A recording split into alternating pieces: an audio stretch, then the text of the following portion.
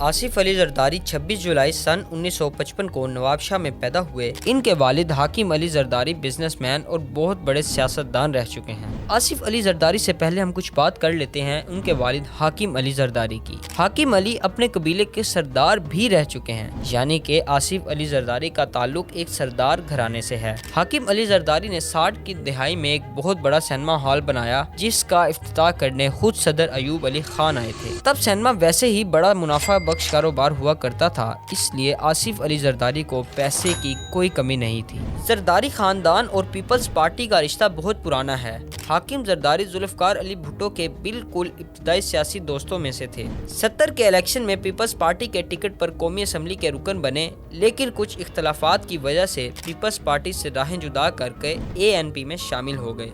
जुल्फकार अली भुट्टो की फांसी के बाद हाकिम जरदारी ने जनरल ज़ियाउल हक को अपने हाथ से अजरक पहनाई और उनका शुक्रिया अदा किया। आसिफ अली जरदारी ने अपनी इब्तदाई तालीम के बाद कैडेट कॉलेज पटारो के अंदर दाखिला लिया। कहा जाता है कि बाद में इन्होंने London school of economics and business नामी इदारे के अंदर एडमिशन लिया और वहीं से अपनी तालीम को मुकम्मल भी किया। 1968 में कमसिन आसिफ अली जरदारी ने फिल्म साज सज्जाद की उर्दू फिल्म में बतौर एक्टर काम किया और चाइल्ड स्टार के तौर पर अदाकारी के जौहर भी दिखाए। यार मेरे तो पेट में दर्द हो रहा है, वो तो रोज होता है, कभी पेट में, कभी सर में, कभी टांगों में। आसिफ अली जरदारी की बहन फरियाल तालपुर की बेनज़ीर भुट्टो के साथ काफी दोस्ती हुआ करती थी। इन दिनों फरियाल तालपुर ने बेनज़ीर को किसी तरह रजामंद कर लिया कि आसिफ अली जरदारी से अच्छा शौहर उनके लिए कोई भी नहीं, जो कि कारोबार को भी जानता है और सियासत में भी अपना असर व रसूख रखता है। इस तरह 18 दिसंबर 1987 को आसिफ अली जरदारी की बेनज़ीर भुट्टो के साथ शादी हो गई।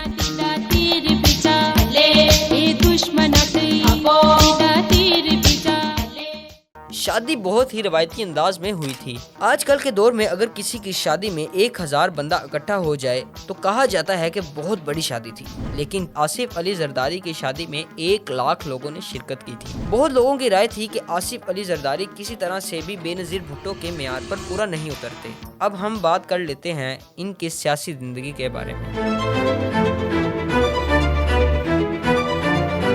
आसिफ अली जरदारी ने सियासत के मैदान में कदम रखा तो शुरू में उन्हें बहुत ज्यादा कामयाबी हासिल नहीं हुई। अलबत्ता बेनज़ीर भुट्टो से शादी के बाद वो लाइमलाइट में जरूर आ गए और सही मायनों में उनका सियासी करियर तब ही शुरू हुआ। 1990 में उन्हें अगवा बराए तावान के एक मुकदमे में मुलविस किया गया। इनके ऊपर इल्जाम ये था कि इन्होंने एक कारोबारी शख्सियत की पिंडली के ऊपर बम बांधकर इससे तावान मांगा है। आसिफ अली जरदारी को पहले गिरफ्तार किया गया, इसके बाद उनके खिलाफ केस चलाया गया। ट्रायल के बाद पता ये चला कि ये इल्जाम जो उनके ऊपर लगा था ये साबित नहीं हो सका। 1993 में आसिफ अली जरदारी नवाब शाह से रुकने कौमी असम्बली मुंतखब हुए और बेनज़ीर भुट्टो वजीर आज़म। आसिफ अली जरदारी ने वफाकी वजीर सरमायाकारी के तौर पर अपनी खिदमात सर अंजाम दी। इस वक्त भी इन पर काफी तनकीद होती रही। कहा जाता था कि बेनज़ीर भुट्टो ही बेसिकली इनको लॉन्च करने वाली हैं, या दूसरे लफ्जों में कामयाब करवाने वाली। बेनज़ीर के भाई मुर्तजा और जरदारी के दरमियान बढ़ती हुई कशीदगी के बाद मुर्तजा को 20 सितंबर 1996 को कराची में पुलिस की जानिब से कत्ल कर दिया जाता है।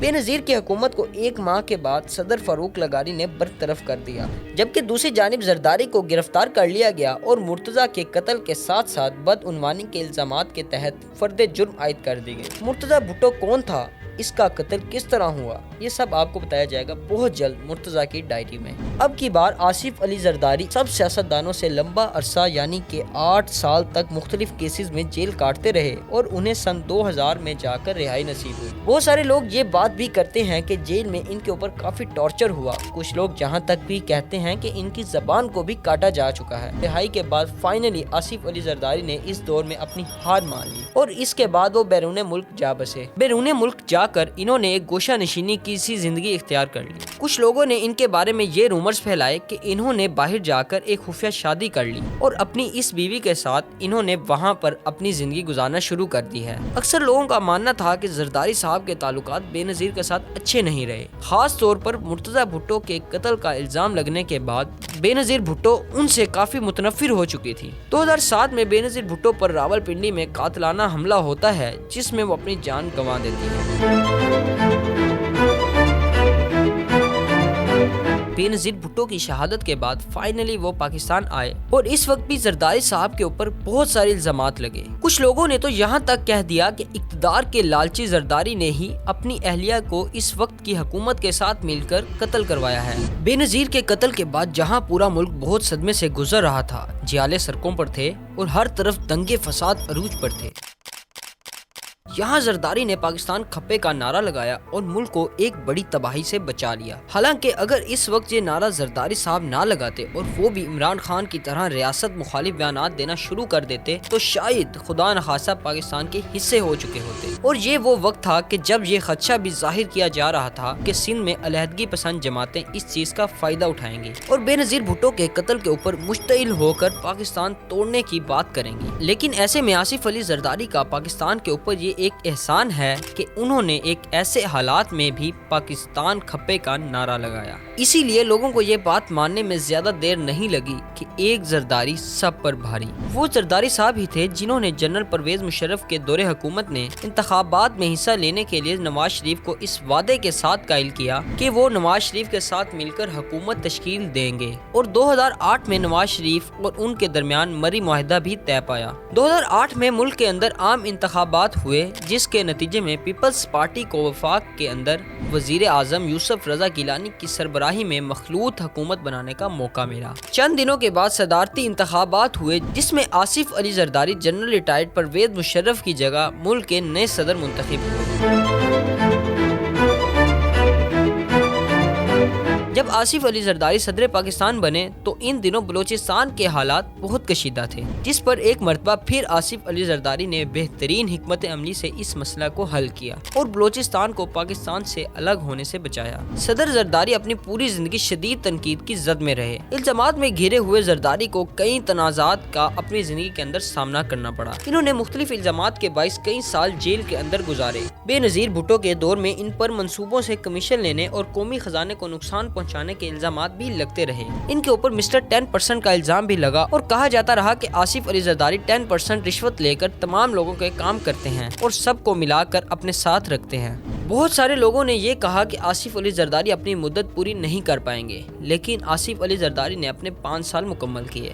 2013 تک تو پاکستان کا نظام جیسے تیسے چلتا رہا، مگر پاکستان کی 2 بڑی جماعتوں میں ایک ایسی جماعت کی انٹری ہوتی ہے جس نے آنے والے دنوں میں ان دونوں بڑی جماعتوں کا صفایا کر دیا تھا۔ جی ہاں، ہم بات کر رہے ہیں پاکستان تحریک انصاف کے بارے میں، جس کے چیئرمین ہیں عمران خان۔ 2013 کے انتخابات میں میاں محمد نواز شریف بھاری اکثریت سے کامیاب ہو کر وزیر اعظم بنتے ہیں اور پاکستان کی دوسری بڑی جماعت پاکستان پیپلز پارٹی بن جاتی ہے، جو کہ اسمبلی میں کھل کر مسلم لیگ نون کی مخالفت کرتی ہے اور عمران خان بھی ان کا بھرپور ساتھ دیتے ہیں۔ 2018 کے انتخابات میں عمران خان پہلی مرتبہ ملک کے وزیر اعظم بن جاتے ہیں، جو آتے ہی اپنے مخالفین کو جیلوں میں ڈالتے ہیں۔ پکڑ دھکڑ عروج پر پہنچ جاتی ہے، یہاں تک کہ ان کے ہاتھ نواز شریف، شہباز شریف اور صدر زرداری کے گریبانوں تک بھی جا پہنچتے ہیں۔ اس لیے 2022 میں تمام اپوزیشن جماعتیں متحد ہو کر ایک الائنس بناتی ہیں جس کو نام دیا جاتا ہے PDM۔ اس میں آصف علی زرداری اپنا بھرپور کردار ادا کرتے ہیں اور وہ 2022 میں عمران خان کو تحریک عدم اعتماد کے ذریعے وزیر اعظم کے عہدے سے ہٹانے میں کامیاب ہو جاتے ہیں۔